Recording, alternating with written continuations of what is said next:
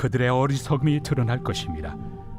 나의 교훈과 행실과 의향과 믿음과 오래 참음과 사랑과 인내와 박해를 받음과 고난과 또한 안디옥과 이고니온과 루스드라에서 당한 일과 어떠한 박해를 받은 것을 내가 과연 보고 알았거니와 주께서 이 모든 것 가운데서 나를 건지셨느니라.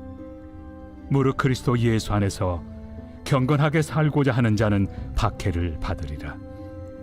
악한 사람들과 속이는 자들은 더욱 악하여져서 속이기도 하고 속기도 하나니, 그러나 너는 배우고 확신한 일에 거하라.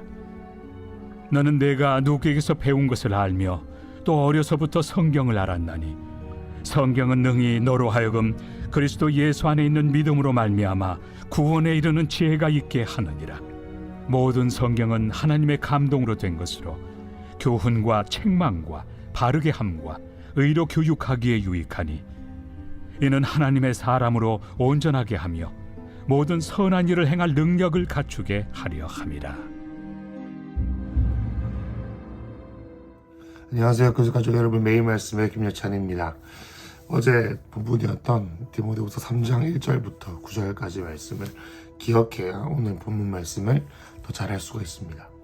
어제 본문 말씀은 어떤 내용이었죠? 말세에 고통하는 때 저 여러분 살아가고 있는 지금과 같은 사람들한테 사역하기, 사람들이 악해지는, 사람들과 대화를 하고 사람들을 겪기만 해도 정말 의의는 하나도 없다라고 느낄 정도로 어려운 그런 때가 바로 이 말세이고, 말세에는 자기를 사랑하고 돈을 사랑하고 무정하고 경건의 모양만 있고 능력이 없는 그런 것들이 만연한 그런 시대가 이 말세다라는 것을 우리가 들었습니다. 그러면 이 디모데에게 바울은 그러면 이 말세를, 이 어려운 때를 어떻게 통과할 수 있는지에 대한 이야기를 오늘 본문에서 하게 됩니다. 여러분, 바울과 디모데는 매우 친밀한 관계였죠. 이고디온이라든지 또 안디옥이라든지 또 루스드라와 같은 그러한 바울의 혹독한 선교 사역들을 함께 감당했습니다. 그리고 디모데를 직접 바울이 선택하기도 했기 때문에 바울에게 디모데는 매우 귀중한 다음 세대 사역자라고 생각하면 좋겠습니다. 자, 한번 읽어보겠습니다. 10절입니다. 나의 교훈과 행실과 의향과 믿음과 오래 참음과 사랑과 인내와, 여러분 11절도 읽어보면 더 이해가 편할 것 같습니다. 박해를 받음과 고난과 또한 안디옥과 이고니온과 루스드라에서 당한 일과, 이렇게 나와 있습니다. 또 어떠한 박해를 받은 것을 네가 과연 보고 알았거니와 주께서 이 모든 것 가운데서 나를 건지셨다. 자, 무슨 말이냐면 바울은 디모데와 자기가 어떤 삶을 보낸지 알아요. 어제 본문이었던 말세에 고통하는 때가 이르르면 경건의 모양만 있고 능력이 없는 자들이 마음 깊은 곳에 있는 그런 죄된 본성들, 자기를 사랑하는 마음들, 돈을 사랑하는 마음들을 있기 때문에 하나님을 사랑하고 주님을 따르는 것 자체가 경건의 모양만 그리고 능력이 없는 그러한 잘못된 길이다라고 하죠. 그렇지만 바울은 어떻게 해요? 네가 내 삶을 알고 있지 않느냐라고 하는 겁니다. 디모데야, 네가 나의 삶을 알고 있지 않냐? 네가 나의 교훈은 뭐예요? 내가 너에게 가르쳐준 그 믿음의 나의 교훈이라고 하셨습니다. 나의 교훈. 나에게 주신 주님의 마음을 네가 알고 있지 않느냐? 나의 행실이 뭐예요? 언행의 일치에 모범을 보이는 그의 삶을 말하죠. 보여준 그의 삶. 그리고 의향은 뭐냐면 목적이에요. 영어로 보면 purpose 이렇게 나와 있습니다. 내 사역의 목적, 내 인생의 목적을 네가 잘 알지 않냐? 그 어떤 고난이 와도 복음을 전하려고 했던, 이방인을 전도하려고 했던 나의 마음을 네가 알지 않느냐? 오래 참음, 인내하는 것이죠. 어려운 환경 가운데서 끝까지 견디는 것이죠. 사랑과 또 인내와 박해를 받음과 고난과 이 모든 것들을 어떻게 해요? 안디옥과 이고니온과 루스드라에서 배웠다는 거예요. 여러분, 안디옥은 우리가 잘 아는 것처럼 그의 사역 베이스이죠. 그리고 사역 베이스에 가서 어떻게 사역하는지를 배웠습니다. 그의 믿음과 그의 교훈을 배웠습니다. 또 이고니온에서 어떻게 됩니까? 유대인들이 이방인들을 막 선동해가지고 바울과 그의 일행들을 돌로 치려 했습니다. 루스트라에서는 실제로 돌을 맞았죠. 거의 돌로 맞아가지고 죽게 될 정도가 되어져서 성 밖에 내버려졌습니다. 그런데 어떻게 다시 일어나가지고 성에 들어갔던 곳이 바로 이 루스트라입니다. 여러분, 이것을 보고 바울이 말하는 거예요. 과연 네가 보고 알았다. 여러분, 여기서 보면 바울이 디모데에게 이렇게 감정적으로 호소할 만큼 강하게 말하는 거예요. 네가 내 마음 누구보다 잘 알지 않느냐. 하나님께서 나를 건지셨다는 것을. 그러면서 뭐라고 말하죠? 12절입니다. 무릇 그리스도 예수 안에서 경건하게 살고자 하는 자들은 박해를 받는다. 믿음의 삶이라는 것, 경건의 모양만 있고 능력이 없는 것, 반대로 경건의 능력과 경건의 모양과 주님의 뜻대로 살려고 하는 사람들, 그들에게는 어떻게 해요? 핍박과 박해와 어려움들이 분명히 있다라는 것을 바울은 말합니다. 바울은 그래서 그의 많은 저서들 가운데서, 편지 글 가운데에서 그가 뭐예요? 십자가의 고난을 채우는, 십자가의 고난을 채우는 일에 그가 헌신했다라고 하는 고백들을 많이 합니다. 반면에 13절에 악한 사람과 속이는 자들은 더욱 악하여져서 속이기도 하고 속기도 하느니 그러나 너는 배우고 확신한 일에 거하라. 너는 네가 누구에게서 배운 것을 알며, 이렇게 나옵니다. 자, 그리고 여기서 바울이 제시하는 것이 있습니다. 여러분, 바울은 무엇을 제시합니까? 세상 사람들은 마음의 원통함도 풀지 아니하고 자기 마음대로 삽니다. 자기 마음대로 살고 교회 생활도 합니다. 여러분, 그렇지만 바울은 디모데에 뭐라고 말합니까? 너는 내 삶을 알지 않냐? 너는 내 삶을 누구보다 잘 알지? 너도 나처럼 살아야 돼. 어떻게 살아야 되냐면 핍박과 고난을 당하는 어려운 삶을 살 거야. 주님을 따른다는 것은 쉬운 일이 아니야. 여러분, 저와 여러분의 삶 가운데 고난과 핍박이 어떤 형태겠습니까? 모두가 예스라고 할 때 아니요라고 말할 수 있겠죠. 그래, 주님 이 정도 됐으면 내 마음 알아주실 때니까 이것보다 더 열심히 안 해도 돼, 이것보다 더 안 해도 돼, 적당히 해도 돼 라고 말하는 내 마음 깊은 곳 가운데에서, 더 깊은 곳 가운데서 아니야, 사랑하는 딸아, 사랑하는 아들아, 나를 따라서 여기로 가자꾸나 라고 하는 갈망이 있죠. 그 갈망을 선택하는 데 있어서 내 안에 포기되어야 되는 권리들이죠.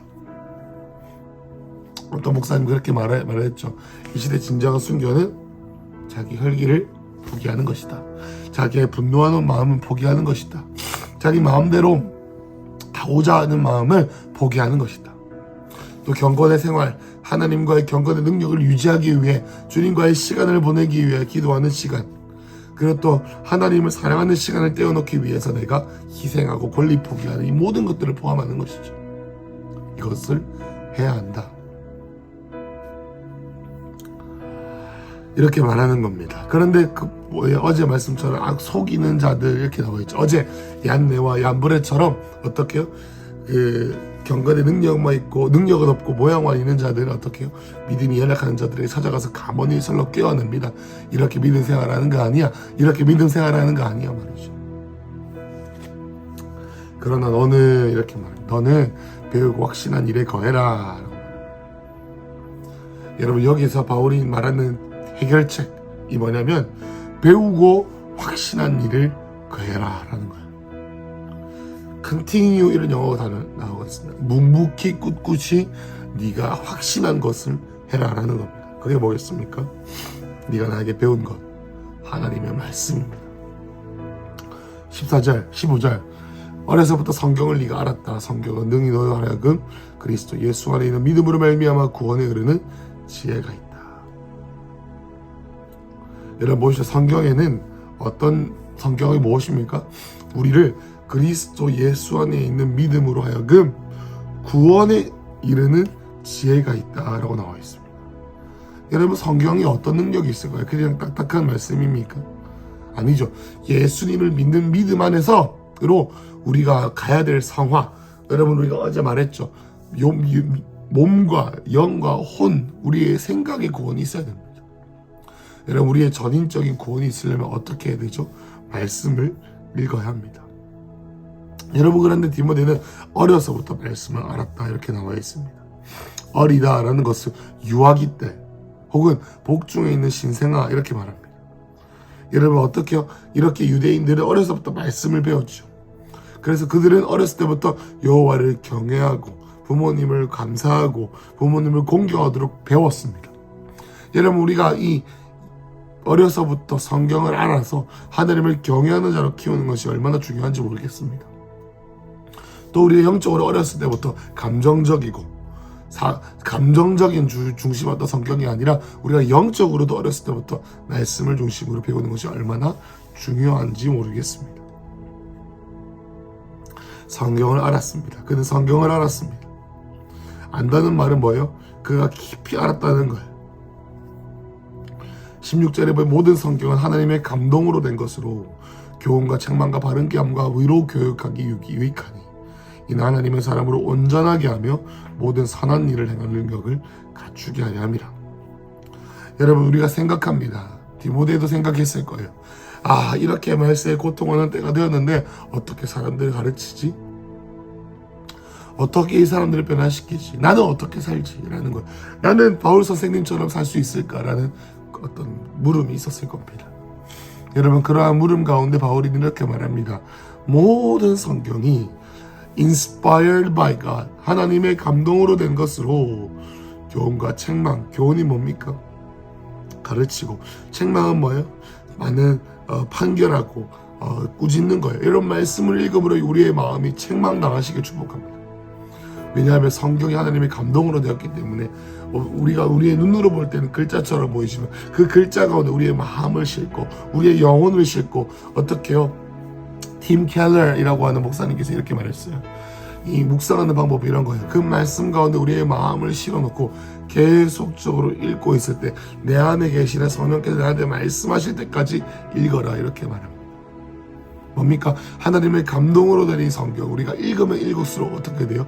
우리 마음 깊은 곳에 터치가 있고 깨달음이 있고 교훈이 있고 책망하는 게 있고 바르게 하는 게 있고 의로 교육하는 것이 있다는 거예요. 왜냐하면 이것은 원래 나의 의지가 있었는데 그 말씀에 나의 생각과 의지를 계속 들이면서 반복해서 읽으니 어떻게 이 말씀 가운데 있는 하나님의 능력이 나의 마음 가운데 나의 존재 가운데 나의 지정의 나의 의지와 감정과 지식 가운데 영향을 미치기 시작하여 교훈과 책망과 바른 교훈과 의로 교육하게 된다라는 거예요. 그렇게 되니 어떻게 됩니까? 하나님의 사람으로 온전하게 되고 갖추게 된다는 겁니다. Equipped for every good work. 그러니까 모든 하나님의 사역을 하기에 능력을 갖추게 된다는 거예요. 어떤 사람은 말합니다. 사역자가 되어야 되려면 하나님께로 배우려면 어떻게 기적도 있어야 되고 나는 부족하다. 나는 아직 삶도 없다. 이런 게 아닙니다. 바울이 말하는 건 뭐예요? 말씀을 주야로 묵상하고 시편의 1편에 나와 있는 것처럼 복이 있는 사람은 하나님의 율법을 주의 말씀을 주야로 묵상한다라는 거예요. 말씀을 정리해 보겠습니다. 여러분, 어제 말씀드렸던 그러한 어떤 자기를 사랑하고 돈을 사랑하고 원통하고 무정한 그리고 경건의 모양만 있고 능력이 없는 것이 저와 여러분 아니겠습니까? 그죠? 그런데 바울은 말합니다. 그런 자가 되지 않으려면 어떻게 우리의 삶으로 보여야 된다. 어떻게요? 바울이 디모데에게 보였던 것처럼 삶으로 살아내야 된다.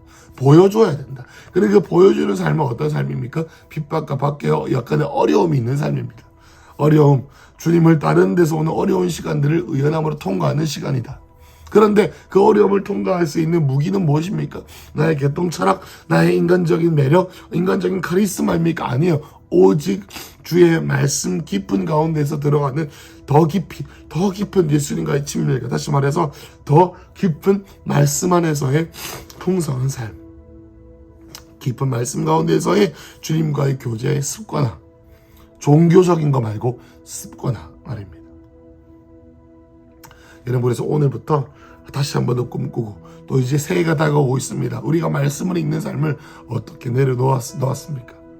하루에 3장씩만 읽으면요, 하루에 성경 1년에 1동 할 수 있습니다. 여러분 나이만큼은 주님을 믿음 횟수만큼은 성경을 읽어야 되지 않겠습니까? 그죠? 하루에 3장씩만 읽어도 성경 1동 할 수 있고요. 5장, 6장씩 읽으면 성경 2독할 수 있고요. 10장씩 읽으면 성경 3독할 수 있습니다. 매일 그렇게 읽기 시작하면 우리의 삶이 변화될 수 있다는 거예요.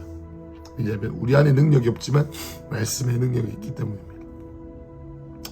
사랑하는 큰스 가족 여러분, 언제나 기초이고 중심입니다. 언제나 십자가 복음이고요. 언제나 주님의 재림의 복음이고요. 언제나 말씀이고요. 언제나 기도이고요. 언제나 말씀과 묵상입니다. 이렇게 우리가 살아갈 때 확신한 일에 거하는 것, 이게 바로 확신한 일에 거하는 것입니다. 이게 바로 우리가 통과할 수 있는 길입니다. 다른 어떠한 특별한 방법이 있는 것이 아닙니다. 이게 바로 방법이다라는 것을 깨달으시길 축복합니다. 그래서 연말과 연시를 하나님과 하나님 안에서 잘 말씀으로 통과하는 하나 되시길 축복합니다. 하나님 아버지 감사합니다. 우리에게 다른 이름을 주신 것이 아니라 예수님의 이름을 주셔서 감사하고, 이 어려운 때, 고통하는 때를 통과하기 위하여 다른 어떤 특별한 것을 주시는 것이 아니라, 돈 있는 사람만 통과할 수 있는 것이 아니라 말씀을 주시니 감사합니다. 하나님, 우리를 더 깊은 주님과의 친밀감의 자리로, 말씀과의 자리로 주님 인도하여 주시옵소서. 예수님의 이름으로 기도했습니다. 아멘.